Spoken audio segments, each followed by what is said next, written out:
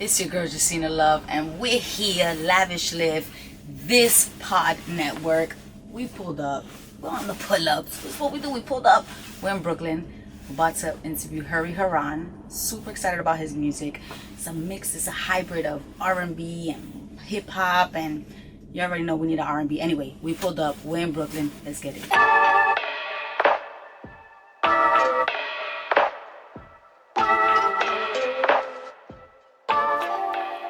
Talk to me about what Brooklyn did for you, the culture. How did that mold who you are today?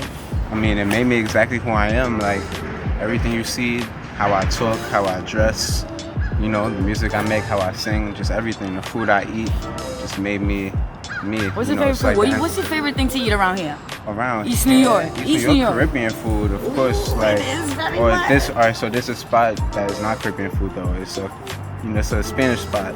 So it's called Rico Chimi. They make like some fire empanadas. Ooh, Shout out Rico empanadas. Chimi. You feel me? On just a night, I'm chilling with the guys. Rico Chimi and some 2K. Jacina Love, we have our guest today, Hurri Haran. Yes, sir. Yes, man.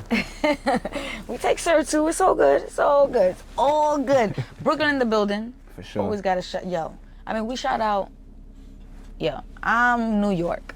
For me, it's a culture thing here.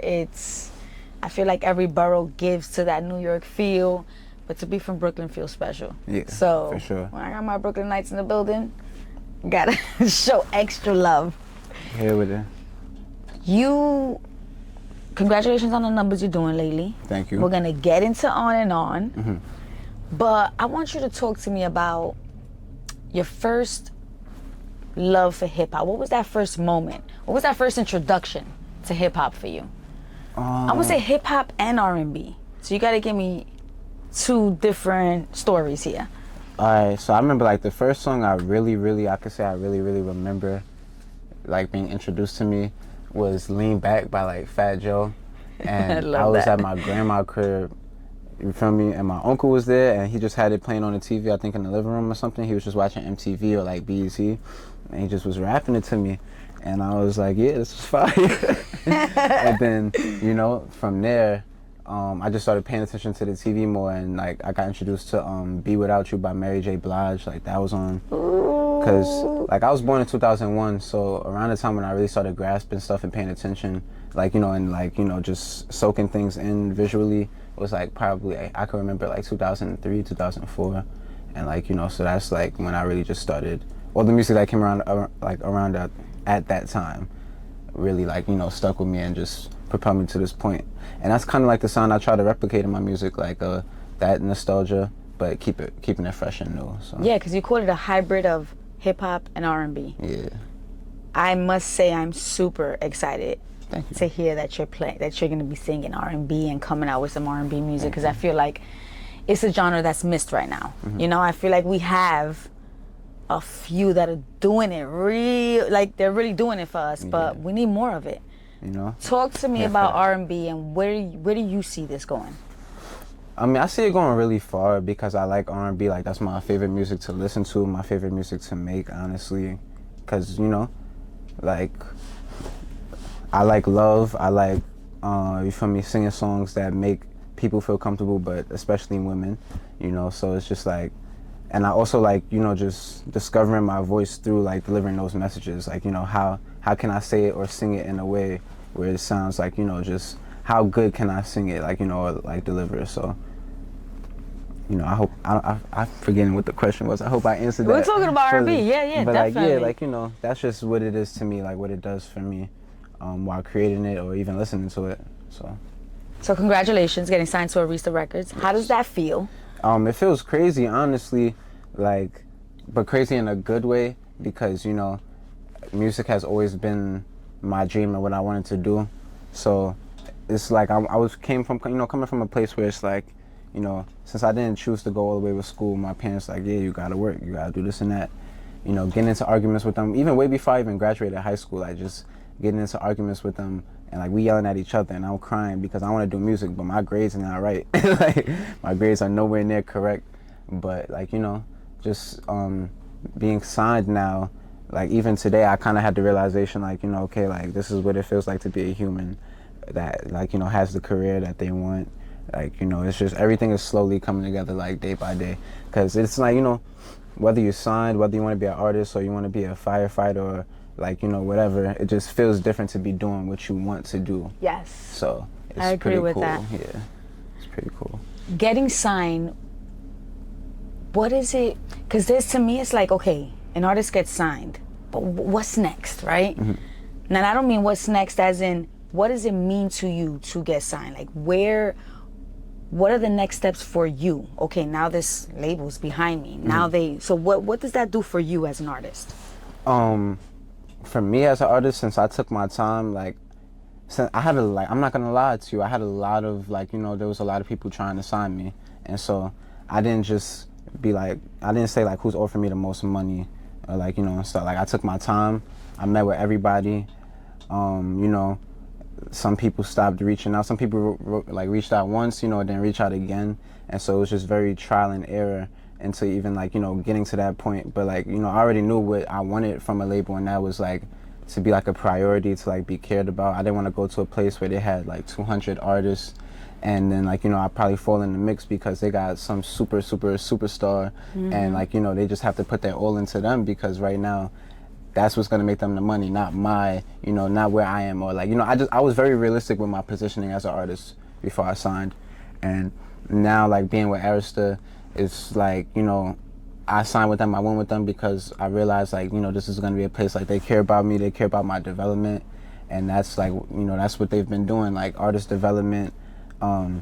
We've went to LA and they had me like just boot camp, like singing, just, you know, we made a couple songs out there, and it was just like, before that, you know, that moment, those sessions, I thought I was making music in a very strong way. I thought I was singing like, you know, I thought I was good, right. But like when I was like, there, oh shoot, and they were like putting me through it, and they was like, you know, nah, do it again, sing it stronger. And I'm like, I'm singing it as strong as I can, and they're like, yo, bro, no, sing it stronger. And then when I finally listen to them and I sing it, and like, you know, I push out more than I pushed out before, it's just like, okay, I see, like, you know, being an artist, there's only so much that I had, but being in this playing field now, it's like I really get to sharpen up on my skills and have people behind me that believe in me.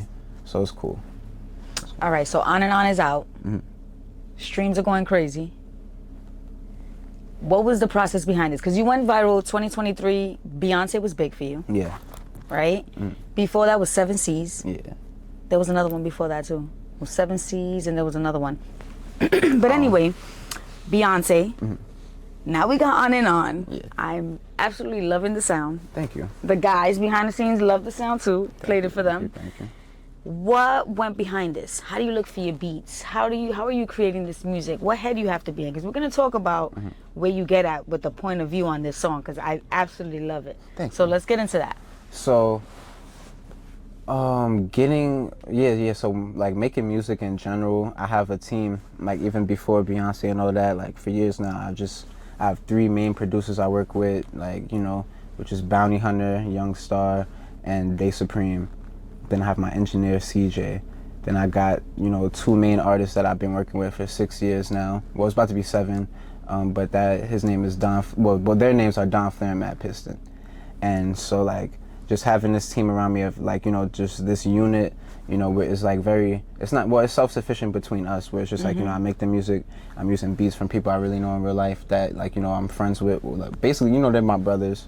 Everybody, like, you know, yeah, it's a brotherhood, but, you know, like, everybody has the same passion and goal. So it's like a very cool situation to be in. And so, like, you know, now that they're making beats and they're trying to discover themselves and make their own unique sound and get to that point, and I'm trying to do that through music and my voice. And when we combine both of those things and we like trying to, like, you know, feed off of each other's creativity, that's how I end up with something like On and On, where it's like, you know, I let them do their thing, and they also, when they're making beats, like, they keep my voice in mind, and, like, you know, they think of, like, you know, what I would sound good over, so they're already seeing it in their head before I even go to record. And they might have a whole different song in my head before I record what's in my head, but at least we're on the same page of, like, they know what I can perform on.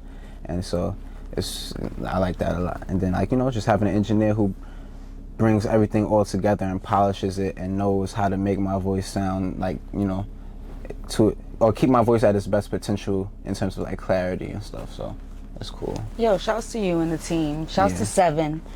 And Seven. Not here today, but Shout shouts out to Seven. I love the way you talk a lot about being together and a team. You really focus on team. Yeah. I like that. I feel like that takes a lot. That takes vulnerability, which I'm going to get into now, that your song is about love and how usually people attempt it. Yeah. Within a relationship and love, and how that shouldn't be.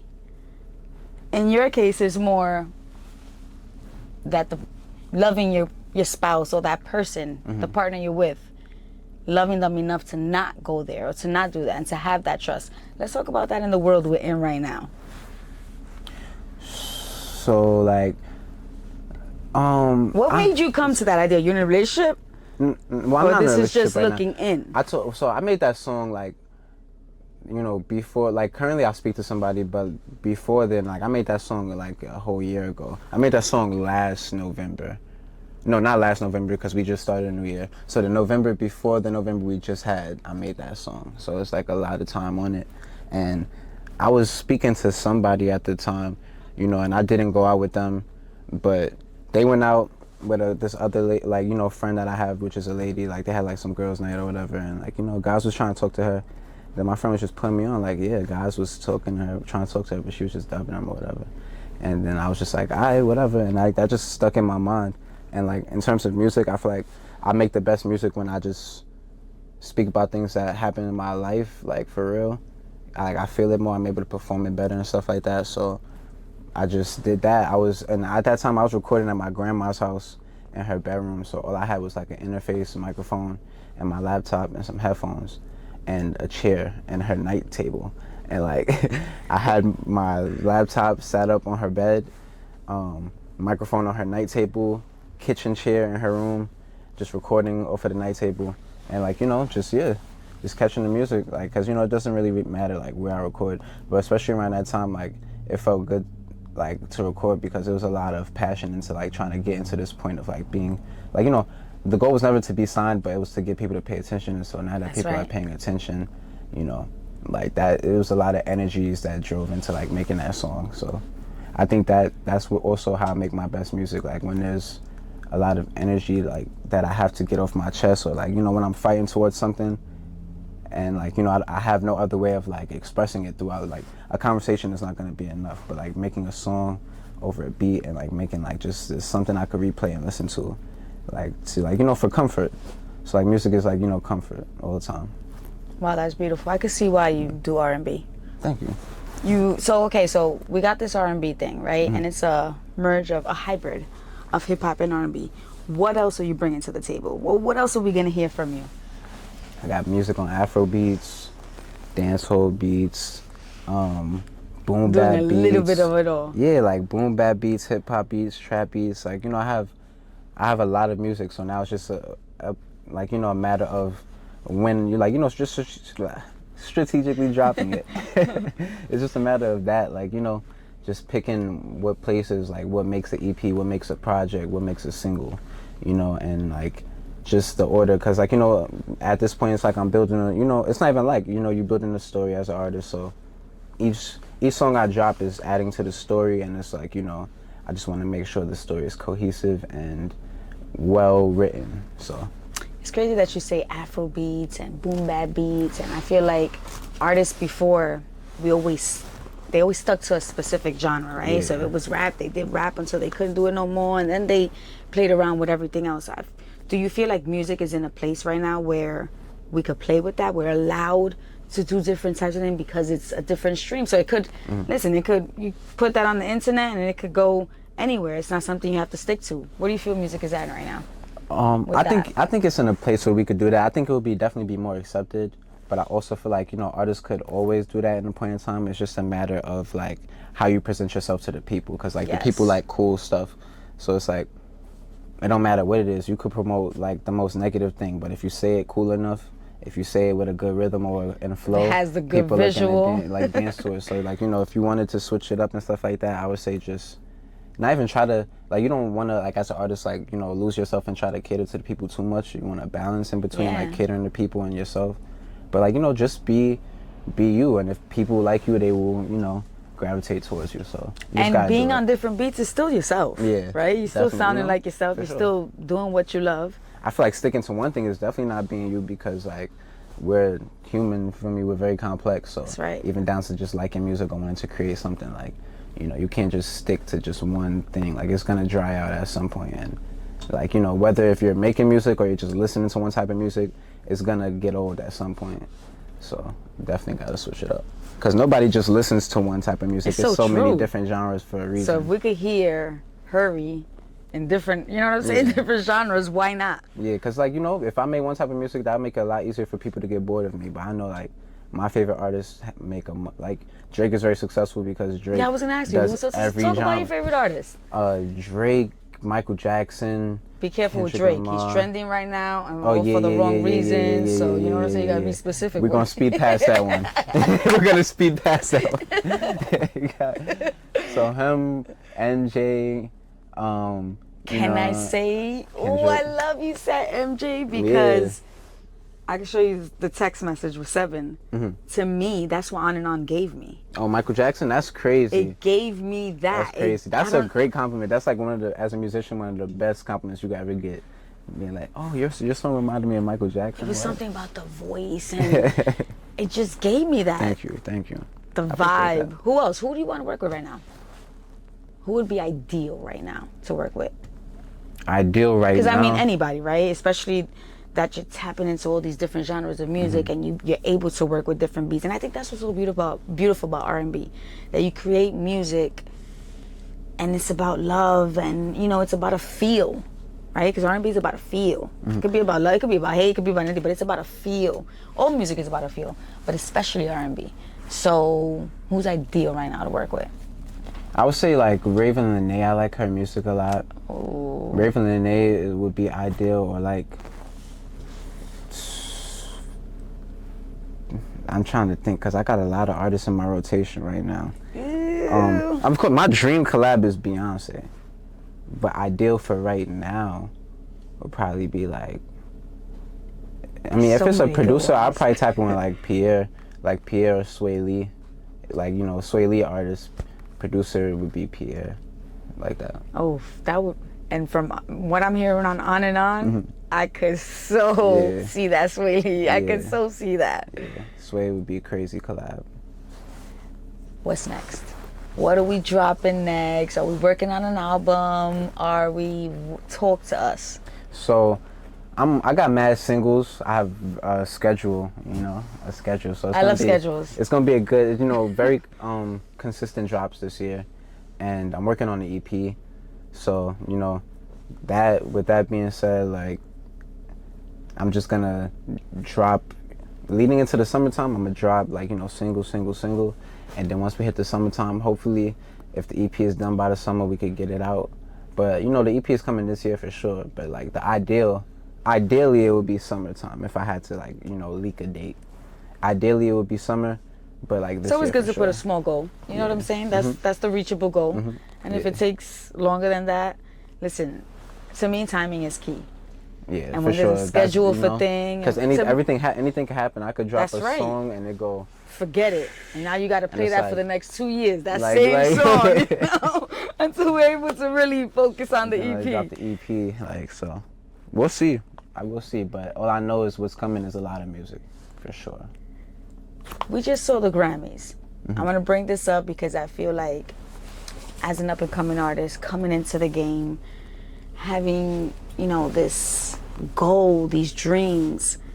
When you think about the Grammys, you think of course, right? Because that's just something on the resume that now puts you into a level where now you're getting paid a certain. Now you could charge a certain amount because now you got the Grammy under you. Word. But we have the topic of them snubbing us in hip hop, snubbing. Like, how do you work around that? Does that taint the idea for an artist like you coming in?